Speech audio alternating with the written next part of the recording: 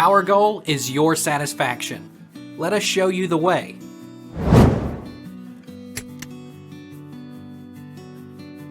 What happens if you accidentally use cornstarch instead of baking powder?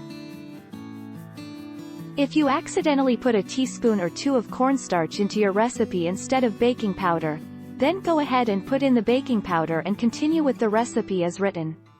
A small amount of cornstarch will have little to no effect on the finished product. Everything should turn out just fine.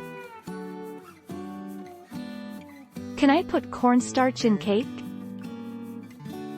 It is a terrific ingredient for thickening puddings, soups and pie fillings, and is also used in many baked good recipes. When added to cake, cookie and shortbread recipes, cornstarch helps create a crumbly and tender dessert-like texture. Commercially, cornstarch is often used as an anti-caking agent. How does cornstarch affect baking? Cornstarch in cookies and cakes. Cornstarch not only thickens sauces and mixtures, but it can be used in baked goods such as cookies or cakes, too. It is said that cornstarch used in combination with flour can soften the harsh proteins of flour, making a more tender baked good. Can I substitute cornstarch for baking powder in pancakes? Have no fear, you don't have to run to the supermarket. It's quite possible to make pancakes without baking powder.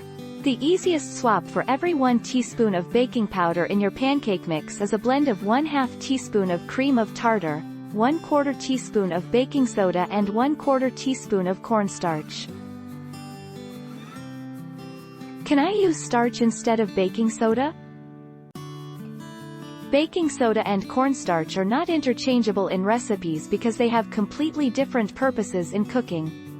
Cornstarch is typically used as a thickening agent in sauces and soups, while baking soda is a leavening agent that will help baked goods rise. Take our lead. Let's help you make your mark.